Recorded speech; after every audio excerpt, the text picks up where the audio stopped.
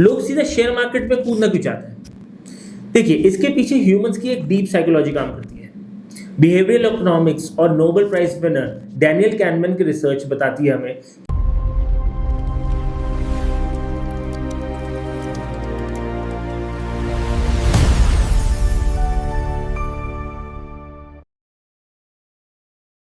Imagine करिए दो families को, फैमिली ए और फैमिली बी। दोनों मिडिल क्लास हैं, दोनों की इनकम लगभग सेम है और दोनों फाइनेंशियल प्लानिंग को लेकर काफ़ी सीरियस हैं। हर महीने इनकी सैलरी आती है और सीधे इनके एसआईपीज और इन्वेस्टमेंट में चली जाती है। बाहर से देखने पे इनकी फाइनेंशियल लाइफ एकदम परफेक्ट और सिक्योर लगती है, बट फिर अचानक से लाइफ अपना सबसे पुराना ट्रिक खेलती है, अनसर्टेनिटी। फैमिली ए में अचानक से एक दिन ऑफिस से एक मेल आती है कि कंपनी डाउनसाइज कर रही है और बिना किसी वार्निंग के उनका रेगुलर कैश फ्लो अब जीरो हो जाता है। वहीं दूसरी तरफ फैमिली बी में आधी रात को एक मेडिकल इमरजेंसी आ जाती है। हेल्थ इंश्योरेंस तो था, लेकिन रूम रेंट लिमिट और कोपे रूल्स की वजह से उन्हें अपनी पॉकेट से बहुत बड़ा अमाउंट तुरंत देना पड़ता है। अब सीधे 6 महीने बाद आगे चलता है। फैमिली ए आज भी फाइनेंशियली स्टेबल है, उनका लाइफस्टाइल ड्रास्टिकली चेंज नहीं हुआ है, उनके घर का माहौल भी अब शांत है और वो बिना किसी पैनिक के नई जॉब ढूंढने में लगे हैं। लेकिन फैमिली बी, उन्हें इमरजेंसी हॉस्पिटल बिल्स पे करने के लिए अपने म्यूचुअल फंड्स को लॉस में बेचने पड़े थे। इसके अलावा उन्होंने अपने क्रेडिट कार्ड्स को मैक्स आउट कर दिया था और अब वो एक हाई इंटरेस्ट पर्सनल लोन भी चुका रहे हैं। उनकी सालों की फाइनेंशियल प्रोग्रेस सिर्फ 6 महीने में मिट्टी में मिल गई। तो यहां सवाल उठता है कि अगर दोनों की इनकम लगभग सेम थी, दोनों लगातार इन्वेस्ट भी करते थे, तो आखिर सिर्फ एक फैमिली ही इस फाइनेंशियल क्राइसिस से क्यों बच पाई? आजकल इंटरनेट और सोशल मीडिया या फाइनेंशियल ब्लॉग्स पर आपको हर कोई एक बात सिखाता मिलेगा कि अपना पैसा काम पर लगाओ, कंपाउंडिंग का जादू देखो।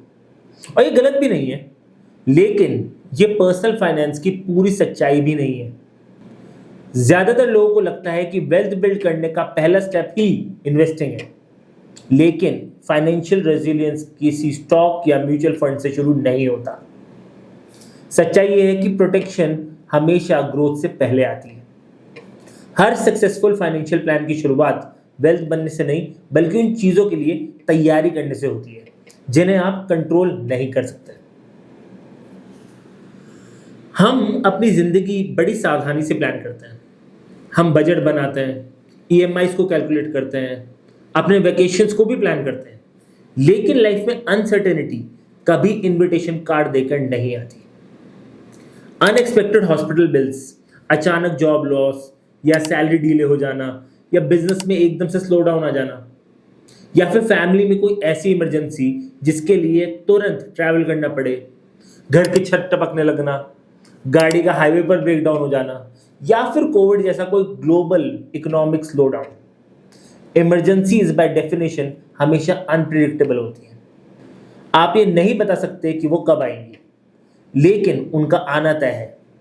और इन बातों के बारे में सोचना पेसिमिज्म या नेगेटिव सोच नहीं कहलाता, ये एक प्योर फाइनेंशियल प्रिपरेशन कहलाता है। और यही एंट्री होती है एक इमरजेंसी फंड की। अब आप सोचेंगे कि ये तो मुझे पता है कि सेविंग अकाउंट्स में कुछ पैसे रखने होते हैं, लेकिन इस कंसेप्ट को थोड़ा डीपली समझते हैं। एक इमरजेंसी फंड आखिर होता क्या है? ये कोई इन्वेस्टमेंट नहीं है, ये कोई लग्जरी भी नहीं है, और सबसे जरूरी बात, ये आइडल मनी भी नहीं है जिसे आपने बिना कुछ सोचे समझे बैंक में रख दिया। ये आपकी वो फाइनेंशियल ऑक्सीजन है कि जब लाइफ में क्राइसिस आए तो ये आपके लिए वक्त या टाइम खरीद सके, ये आपके लिए किसी तरह की चॉइस खरीद सके, और सबसे बड़ी बात, उस वक्त आने वाले इंस्टेंट पैनिक को रोक सके। इसे ऐसे समझिए कि जैसे गाड़ी में लगी सीट बेल्ट्स और एयर बैग्स इसलिए नहीं होते कि वो एक्सीडेंट को पूरी तरीके से रोक दें, वो इसलिए होते हैं कि ताकि जब एक्सीडेंट हो तो डैमेज इतना मिनिमम हो कि आप सेफली और सिक्योरली उससे बाहर निकल सकें। एक इमरजेंसी फंड आपकी फाइनेंशियल लाइफ का एयरबैग ही है। तो अगर ये इतना सिंपल और जरूरी है तो लोग इसे इग्नोर क्यों कर देते हैं? लोग सीधा शेयर मार्केट में कूदना क्यों चाहते हैं? देखिए, इसके पीछे ह्यूमंस की एक डीप साइकोलॉजी काम करती है। बिहेवियरल इकोनॉमिक्स और Nobel prize winner Daniel Kahneman की रिसर्च बताती है हमें कि हमारे दिमाग को दो बड़े बायसेस का शिकार बनने में कोई नहीं रोक सकता। पहला है ऑप्टिमिज्म बायस। इंसान नेचुरली ये सोचने के लिए प्रोग्राम्ड है कि बुरे हादसे सिर्फ दूसरों के साथ होता है। हमारा सबकॉन्शियस माइंड हमें कन्विंस कर लेता है कि मेरे साथ ऐसा कुछ नहीं होगा, मेरी जॉब तो बिल्कुल सिक्योर रहेगी। दूसरा सबसे बड़ा रीजन है प्रेजेंट बायस या फियर ऑफ मिसिंग आउट। आजकल जब भी आप देखते हैं कि स्टॉक मार्केट ऊपर जा रहा है या फिर क्रिप्टो करेंसी में लोग पैसा बना रहे हैं, तो आप अपना हार्ड अर्न पैसा एक सिंपल बोरिंग सेविंग अकाउंट्स में रखने में बहुत फिजिकली तकलीफ फील करता है। हमें लगता है कि हम इन्फ्लेशन से हार रहे हैं और पोटेंशियल रिटर्न्स गंवा रहे हैं, और फिर सोशल मीडिया का प्रेशर हमें हर खाली पड़े हुए रुपए को इन्वेस्ट करने पे मजबूर कर देता है। लेकिन एक इमरजेंसी फंड ना होने की हिडन कॉस्ट क्या होती है, चलिए इसे समझने की कोशिश करते हैं। जब कोई अनएक्सपेक्टेड इवेंट होता है या आपके पास लिक्विड कैश नहीं होता, तो एक वॉलेटाइल चेन रिएक्शन शुरू हो जाती है। आपको मजबूरी में अपने लॉन्ग टर्म इन्वेस्टमेंट्स को बेचना पड़ता है, और साइकोलॉजी में एक कंसेप्ट है लॉस एवर्जन। जब आप मार्केट क्रैश के वक्त अपने स्टॉक्स को लॉस में बेचते हैं, तो वो साइकोलॉजिकली और फाइनेंशियली दोनों तरह से आपको डबल नुकसान पहुंचाता है, क्योंकि एक तो आपने अपने कैपिटल लूज किया और दूसरा आपने फ्यूचर कंपाउंडिंग की पावर को हमेशा के लिए खो दिया। इसके अलावा जब इन्वेस्टमेंट्स कम पड़ जाते हैं, तब शुरू होती है क्रेडिट कार्ड्स और हाई इंटरेस्ट पर्सनल लोन्स की डेथ स्पाइरल। कुछ लोगों को तो अपने दोस्तों या फैमिली से भी पैसे मांगने पड़ते हैं, जिससे उनकी सेल्फ रिस्पेक्ट पर भी बहुत बड़ा डेंट पड़ जाता है। और इन सब का असर सिर्फ आपके बैंक अकाउंट्स पर नहीं पड़ता। फाइनेंशियल एंजाइटी और एक्सट्रीम स्ट्रेस के कारण आपकी डिसीजन मेकिंग एबिलिटी कमजोर हो जाती है। आप घर में छोटी छोटी बातों पर इरिटेट होने लगते हो, जिससे आपके रिलेशनशिप्स पर भी दबाव आता है। जॉब लॉस के वक्त डेस्परेट होकर आप ऐसी जॉब करते हो जहां पे सैलरी आपके एक्सपीरियंस के मुकाबले बिल्कुल आधी मिल रही होती है, बट क्योंकि ईएमआईज पे करनी होती है तो आप वो भी करने लगते हैं। आपकी करियर का ट्रेजेक्ट्री पूरी तरीके से अपसाइड डाउन हो जाती है। एक सिंगल इमरजेंसी फंड अगर ठीक से हैंडल ना किया जाए तो आपको सालों तक पॉवर्टी माइंडसेट के साथ जीना पड़ता है। तो अब सबसे प्रैक्टिकल सवाल पर आता है कि इमरजेंसी फंड में आखिर कितना पैसा होना चाहिए। देखिए, अगर आप इंटरनेट पर सर्च करेंगे तो आपको एक जेनरिक रूल मिलेगा कि 3 से 6 महीने का एक इमरजेंसी फंड हमेशा बचा कर रखना चाहिए। लेकिन पर्सनल फाइनेंस तब तक काम नहीं करता जब तक वो पर्सनल ना हो। हर इंसान का रिस्क प्रोफाइल भी अलग होता है।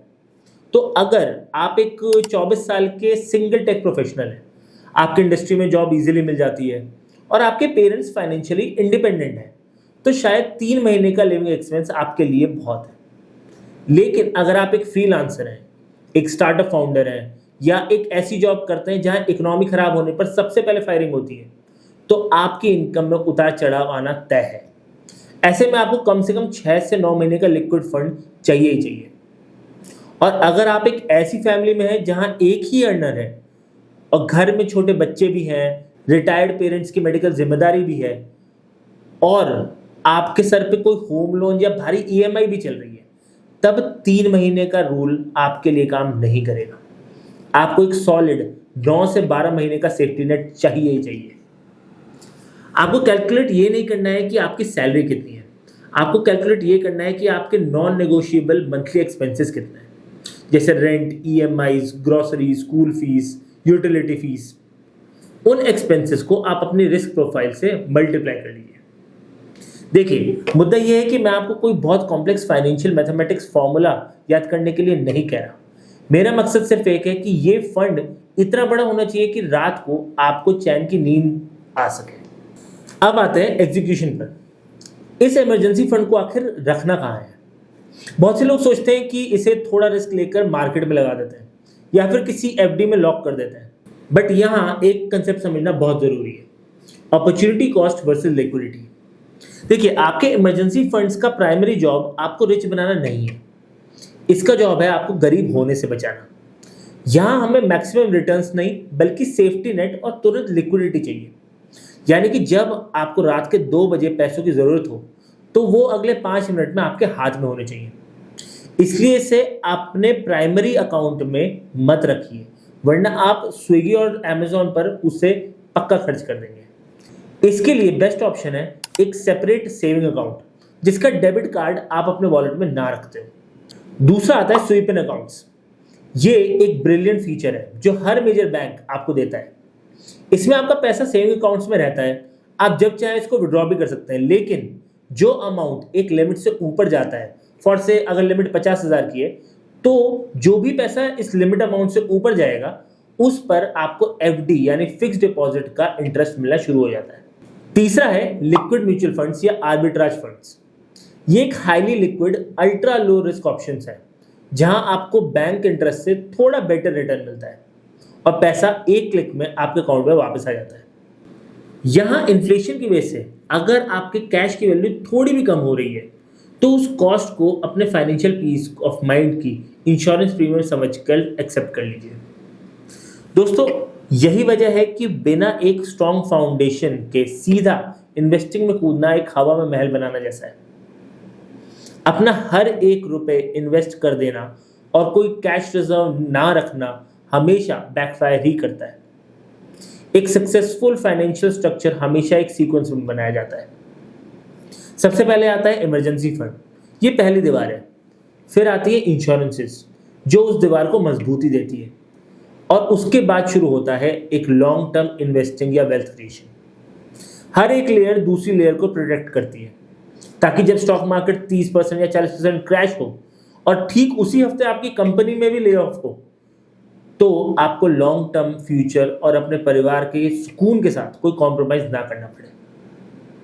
हमेशा याद रखिए, investments help in growing your money, लेकिन एक इमरजेंसी फंड आपके फ्यूचर को टूटने से बचाता है। वेल्थ सिर्फ ज्यादा पैसे कमाने से नहीं बनती, वेल्थ बनाने के लिए पहला स्टेप ही शुरू होता है आपकी तैयारी से। लेकिन यहाँ एक आखिरी सवाल बचता है, अगर इमरजेंसी फंड हमें लाइफ के छोटे और मीडियम फाइनेंशियल शॉक से बचा लेता है तो ऐसे बड़े रिस्क का क्या जो अचानक आते हैं और हमारी पूरी फाइनेंशियल लाइफ को जड़ से हिलाकर रख देते हैं। ऐसे रिस्क जो 6 महीने क्या सारी जिंदगी की सेविंग्स को भी एक हफ्ते में जीरो कर सकते हैं। और यहीं से शुरू होती है हमारी अगली कहानी, इंश्योरेंसेस, जो वो फाइनेंशियल प्रोडक्ट्स हैं जो अक्सर इंसान काफी लेट करके शुरू करता है। मिलते हैं अगली वीडियो में।